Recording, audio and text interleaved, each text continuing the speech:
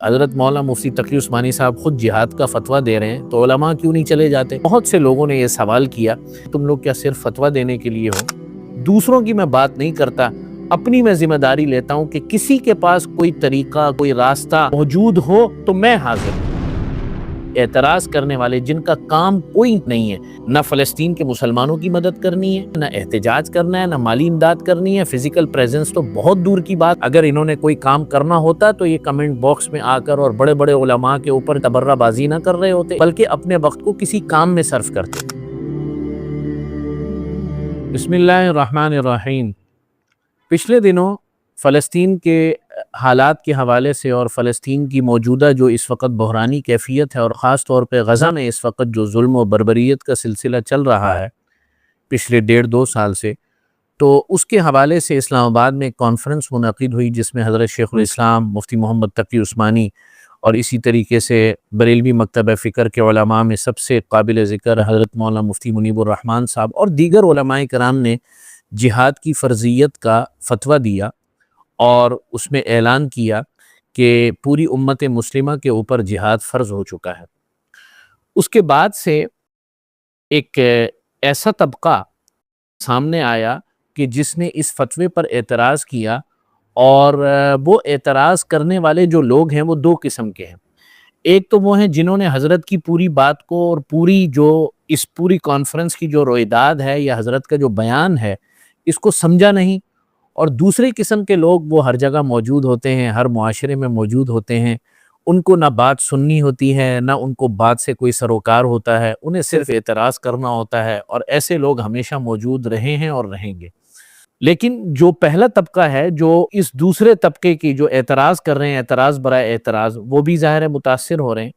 تو میں چاہ رہا تھا کہ یہ اس بارے میں یہ جو اعتراض، اور گزشتہ کچھ دنوں پہلے 2 جمعے پہلے میں نے بھی اس مسئلے پر بیان کیا تھا، تو کمنٹس میں بہت سے لوگوں نے یہ سوال کیا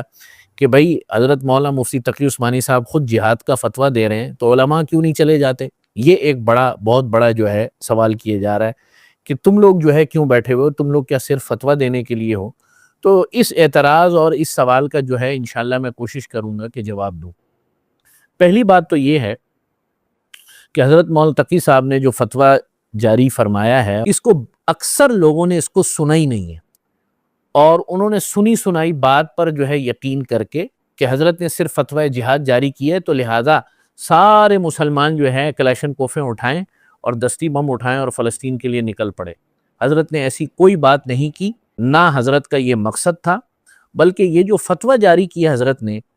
اگر آپ حضرت کے پورے بیان کو سنیں تو آپ کو مکمل طور پہ تشفی ہو جائے گی، اور آپ کو مکمل طور پہ اطمینان حاصل ہو جائے گا کہ کون سے پس منظر میں حضرت نے یہ بات کی ہے، اور اس فتوے کے جو مقاصد ہیں، اس فتوے کا جو مطلب ہے وہ کیا ہے۔ حضرت نے بڑی ببانگ دہل یہ بات کہی ہے کہ اس وقت پوری امت اسلام اور امت مسلمہ اور مسلمان ممالک کے رہنے والے مسلمانوں کے اوپر جہاد فرض ہو چکا ہے، اپنی حیثیت اور استطاعت کے مطابق۔ جس کی جو حیثیت ہو وہ بن پڑے، کچھ نہ کچھ کرے۔ کچھ نہیں کر سکتا اپنے ماحول میں رہ کر، نہ مالی امداد کر سکتا، نہ افرادی قوت سے ان کی مدد کر سکتا، نہ فزیکلی پریزنس کے اندر ان سے مدد کر سکتا، نہ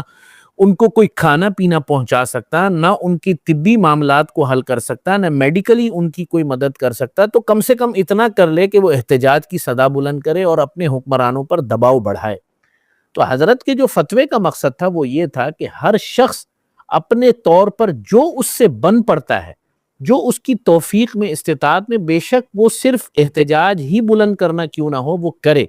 اس معنی میں پوری امت مسلمہ کے اوپر جہاد فرض ہو چکا ہے، یعنی جد و جہد کرنا، فلسطینی مسلمانوں کے لیے آواز اٹھانا، مالی طور پر کر سکے مالی طور پہ مدد کرنا، میڈیکلی کر سکے میڈیکلی مدد کرنا، اور اگر سب سے بڑھ کر جو اعتراض کیا جا رہا ہے اسی کا میں آپ کو جواب دے رہا ہوں کہ اگر افرادی قوت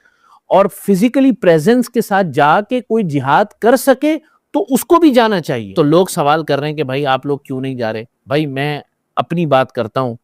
میرا پاسپورٹ حاضر ہے، پوری دنیا کے میں ہر طبقے سے یہ سوال کر رہا ہوں اور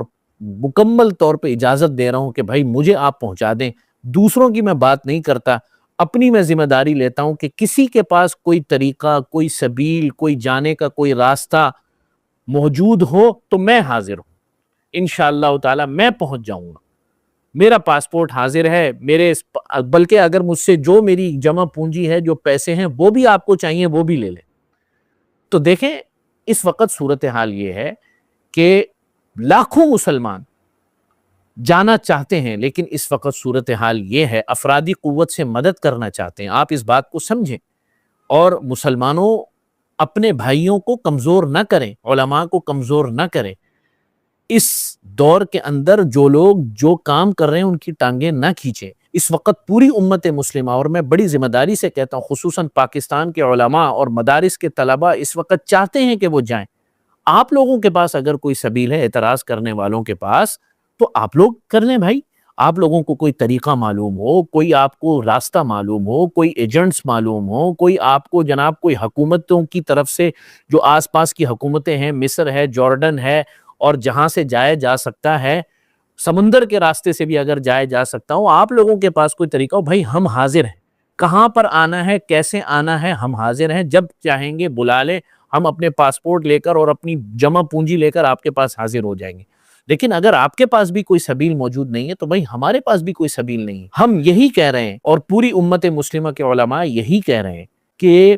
اس فتوے کا مقصد یہ ہرگز نہیں تھا کہ معاشرے کے اندر سے، ہر شہر کے اندر سے، ہر قبیلے کے اندر سے، ہر گلی کے اندر سے دو چار بندے اٹھیں پاگلوں کی طرح اور جا کر جو ہے کلیشن کوفے لے کر جو ہے فائرنگ شروع کر دیں۔ بھائی یہاں پر فائرنگ کر کے کیا کرنا ہے، یہاں پر توڑ پھوڑ کر کے کیا کرنا ہے، جانا ہے تو وہاں جانا ہے، اور وہاں جانے کی اگر کوئی سبیل، کوئی طریقہ کار، میں پھر ایک دفعہ کہہ رہا ہوں، پوری امت مسلمہ کے لوگوں سے کہہ رہا ہوں کہ اگر آپ کے پاس کوئی طریقہ کار ہے، بھائی ہم حاضر ہیں، ہم سے رابطہ کر لیں، یوٹیوب کا چینل ہے، اس کے ذریعے رابطہ کر لیں، کمنٹس میں لکھ دیں، وہ طریقہ کار بتا دیں۔ لہٰذا اس فتوے کا جو مقصد تھا حضرت کا وہ یہ تھا کہ پوری امت مسلمہ کے ہر طبقے میں جس میں جو استطاعت ہے، جو کر سکے، سب سے کمزور درجہ یہ ہے کہ وہ دعا کر سکے۔ حدیث میں ثابت ہے آپ صلی اللہ علیہ وسلم سے، انشاءاللہ میں پھر کبھی عرض کروں گا کہ جہاد بالدعا، آپ صلی اللہ علیہ وسلم نے دعا کے ذریعے سے جہاد فرمایا۔ اب آپ سوچیں گے دعا کے ذریعے سے کون سا جہاد ہوتا ہے؟ تو یہ قنوت نازلہ جو آپ صلی اللہ علیہ وسلم نے بددعا فرمائی تھی،